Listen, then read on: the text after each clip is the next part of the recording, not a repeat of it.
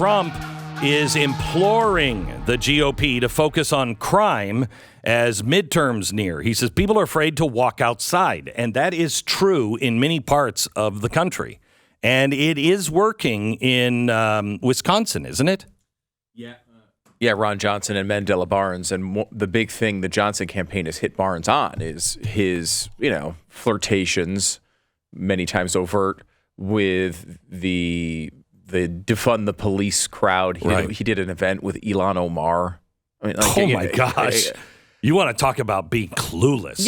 Yeah. So they've been hitting him hard on this. And this, especially in Wisconsin, who's gone through a real rough couple of years, if people might remember, this is a situation where it's really damaging Barnes's candidacy. And I think this is a message that is working across the country. That's just the highest profile example of it. But Johnson's opened up a pretty consistent lead there.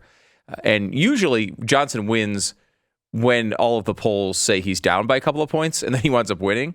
Now the polls are saying he's up by a few points. So things look pretty good there for Johnson. Also, it looks pretty good in Arizona. CBS YouGov survey shows that Kari Lake and Katie Hobbs are tied now, 49-49, which I'm surprised by. Especially, I think that'll change, especially since, during the debate, Katie Hobbs was asked, do you have any specific lessons that you might have learned from the Hispanic community? Which I think is a ridiculous question. It really is a ridiculous question, I will say. But no, she couldn't. Nope, she couldn't come up with anything.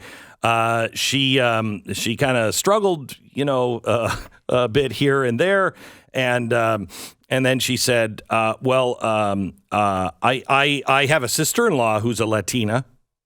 And then tried to say a few words in Spanish. Didn't go well. It's funny because it is such a random question. You can see. What would you say?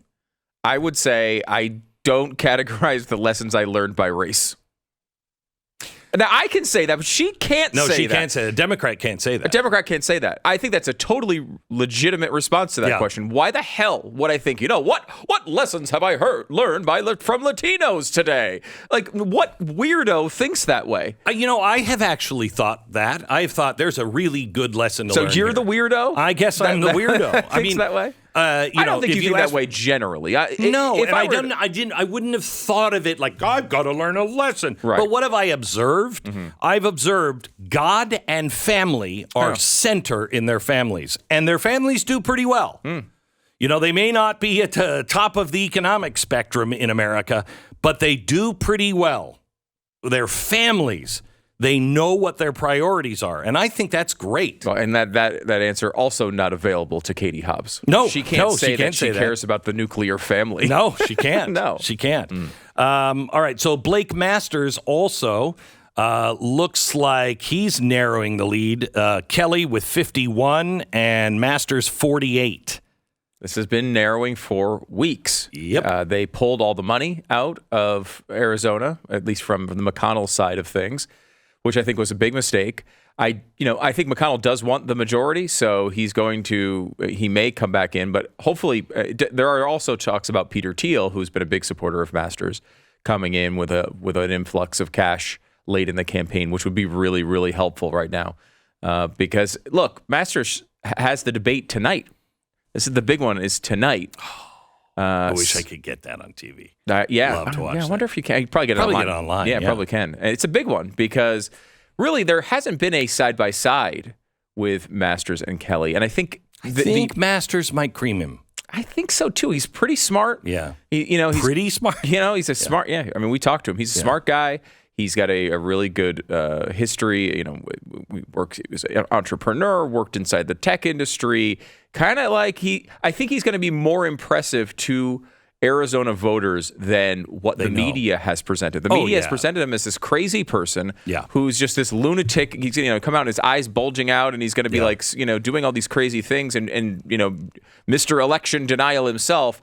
I mean, we've talked to him a bunch of times. That's not him at all. I mean, he just seems like a really smart guy that wants to do the best thing for Arizona. So I think I think him being side by side with Kelly will help if he has a good performance tonight. Ron DeSantis doing really well. He's doing really well. 11-point lead over Charlie Crist, which really only 11 over Charlie Crist? How could you possibly vote for Charlie Crist at this point? No idea. Now, no idea. An unnamed Democrat, there's plenty of people who might support that. But Charlie Crist obviously just goes wherever he can try to grab power. You could talk Charlie Crist out of supporting himself. Yes. 100%. If it would give him the slightest advantage, he would do it. He would vote against himself. He would. I also, when you look at this too, this poll's important in that it is, I believe, entirely before the hurricane. Yeah. So and he has had rave reviews of the way he's handled the hurricane. Even President Biden yesterday. Yeah. You know, what's really great about the way he's handled things is, he doesn't dismiss global warming. Oh, wait, what? That's not even. That has nothing to do with this. By the way, he has long coattails. The same poll shows 3 Republicans seeking cabinet posts, double-digit leads. Double-digit leads. That is, this is Florida, man. Mm-hmm. This is Florida. That's not a deep red state. Yeah, people forget Ron DeSantis won as the governor by 0.4 points. Yeah. He did not run away with that election by any means. In fact, every big statewide election where you think of Republicans, Rick Scott won very, very narrowly. That's the way this works. You don't win by double digits as a Republican in Florida, maybe until now. So we have to talk to the woman who is running for the governor of Oregon. I think she might win. Now she's still, in the back. Let's see, Christian Drazen, who last week in 4 consecutive polls took the lead. Did you know that? Yeah. Now this is the race I think we talked about it briefly yesterday. There is an independent grabbing a large chunk of the vote there, almost 20%. So it's sort of like if you kind of go back to the Ross Perot type of election where there's a real split here. That's the type of thing that hurt George H.W. Bush back in the day. I think it's helping here, the Republican, and there's a real chance here. Can I tell you something? Her opponent in a debate, I think it was yesterday, called for the construction of a meth stabilization center. She wants safe havens. It's called Portland.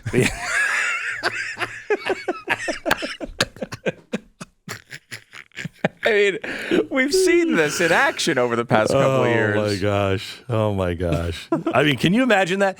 With everything that's going on in Oregon, crime, drugs, everything else, you're like, I think we should build a safe haven for meth users. I mean, God help you, Oregon. If that woman wins, you're in deep trouble. This really is the separation between Republicans and Democrats right now. The Democrats want safe havens for meth users. Republicans want safe havens for people who are around, who have to deal with the meth users. We safe havens for people. For people. Yeah. So they don't have to get attacked in the street by the meth users you're trying to give safe spaces to. That's what it really should be. Safe havens for people who want to go to work, raise their children, not get stabbed, or have their kids die on fentanyl. Yeah. Yeah. That's a safe haven. That's a Republican safe haven. And I think that, again, that message connects with people right now. Everybody feels this, spinning out of control. No matter what major city you live near, when you go down into the middle of it, it seems like no one's really trying anymore to keep you safe. So there is hope because of that, real hope. But I showed a chalkboard last night. I'm going to talk about it here in about 15 minutes.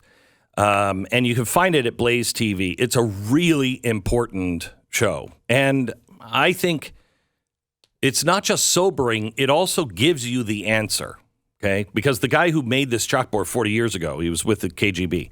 He said, here's how you do it from the inside, because we were going to do it. So here's how the Soviet Union, this is before the Soviet Union collapsed. He said, here's the plan. And I got to tell you, I'm not saying the Soviets are doing it or, the Russians are doing it, although they'll pile on. But it is exactly what is happening to us. And he said it's a 20-year plan. And the only flaw, the only way this can be stopped, And I'm going to let him tell you next hour via videotape. He's long dead. But it's an answer you know. It's an answer you know. And it's an answer that everyone's like, no. Yeah, I will. Yeah, I will. This was the thing that the Soviets felt was their biggest danger in this. Also, it's remarkable as a timeline because they said it was a 15 to 20 year plan. How long have we been going through this, Stu? Really? Since like September 11th? Right after that? It's about a 20-year plan, and he said that it has to be 20 years because it has to get the next generation. It has to be in the schools, and the kids have to be demoralized and confused and everything that our kids are right now. And he said because that generation is the one who's really going to push it through. He laid out 4 steps, and I showed it last night on TV, 4 steps, and we are at the end of the 3rd step. And the 4th step is totalitarianism, and there's different ways that can go, but totalitarianism. So there's really only 3 steps to disaster, and we are at that line of disaster. This is like last call. It's so important that you hear it. And I think it will give you great hope. At least it does me. I'm debating on whether I should tell you a story. I'm going to think about it. There's something that something that's very personal to me that happened to me about 2 years ago. And while it was terrifying to think about it at the beginning, it actually totally changed my perspective. And by the end of a conversation, I was like, I feel so much better. I like really have hope. Let me think on that. But I think this will give you hope. I really do. So you can watch it on Blaze TV. Join us, please. I'm almost out of time. There is, I don't know if you saw this. This came out September 30th. A consortium of 4 private groups worked with the Department of Homeland Security and Department of State to censor massive numbers of social media posts they considered misinformation during the 2020 election. Then its members got rewarded with millions of federal dollars from the Biden administration. The Election Integrity Partnership is back in action again for the midterm elections, raising concerns among people who believe in, freedom, that a chilling new form of public-private partnership to evade the First Amendment prohibition of government censorship may be expanding. What they did in 2020 is they set up this service that allowed federal agencies like Homeland Cybersecurity Infrastructure Security Agency, which I've never even heard of, and the state's Global Engagement Center to file tickets. They could go to this public-private thing, and the government agencies could say, I want to write a ticket. That's misinformation. You should remove it. And they would.